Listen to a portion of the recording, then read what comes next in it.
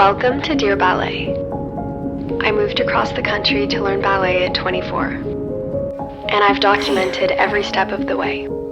So far, I've mostly posted short-form content, and although I love short-form, there's only so much you can show in a 1-minute video. Especially if you're just starting out, I think it could be really helpful to see a more in-depth progress video. So I decided to do a series where I show you month by month exactly what I'm working on, the progress, the challenges, and just give you a better idea of what this process actually looks like. So here's the first episode, September 2021, the first month of ballet training. And I want to be really honest because I think that this video would have helped me when I was just starting. Plus, I've talked to a lot of you on TikTok who are telling me that you're starting ballet in 2024, which is super exciting. So hopefully this video is helpful.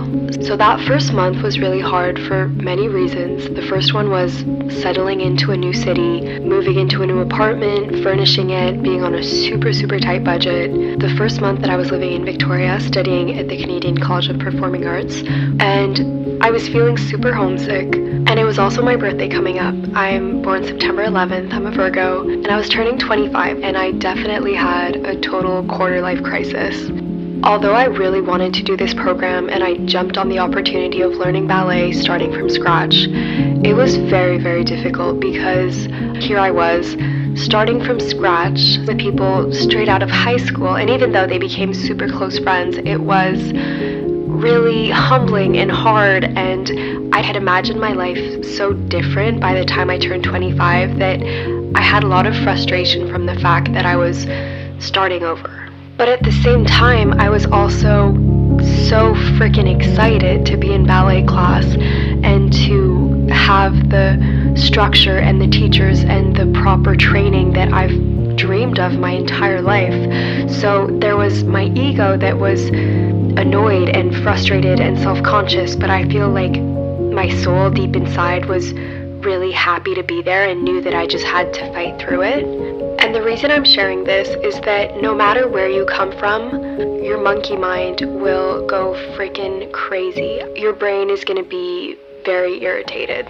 I call this stage grieving the dancer you could have been had you started as a toddler phase. We all go through it, and it's just part of it. You have to let go of the version you could have been had you, as I said, started as a kid. That's just part of it.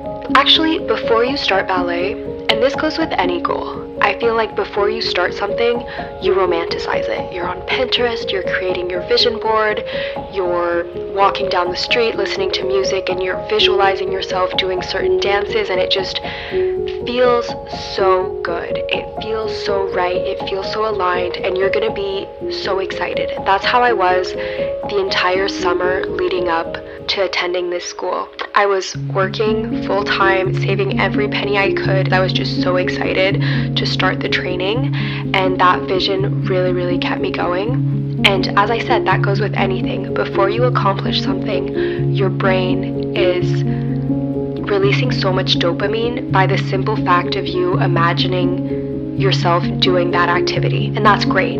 But there comes a time when the initial excitement goes away and you step into the studio and you're doing the actual physicality of it, and it is not as easy as you imagined, and your body hurts and it's difficult, and that's when your brain flips on you and starts giving you a hard time and starts giving you, why didn't you freaking start when you were a kid? This is too hard. I'll never achieve my goals. I look dumb. I feel dumb. This does not look right. And it's difficult. We all go through it. And I want to warn you that during that first month, you might experience a lot of grief, a lot of self-criticism, because you're like, dang, this is not going to be what I thought it's going to be. Honestly, that is just part of being human. It's part of growing up, and that'll happen to you no matter what endeavor you're trying to do, whether you're trying to train for a marathon, write a book, get your law degree, whatever it is. Putting the reps in doesn't feel good. It will with time, but it doesn't always feel good. You're not always going to have the motivation to do it. And also, don't compare yourself to anyone else. I know that is very generic advice, but I promise you that the grass is always greener on the other side. Everyone goes through challenges, so don't go and compare yourself, because We're all on a journey. Trust your process. Trust that you're there for a reason and it gets better. So this was my month of September, and keep dancing, keep pushing. You got this.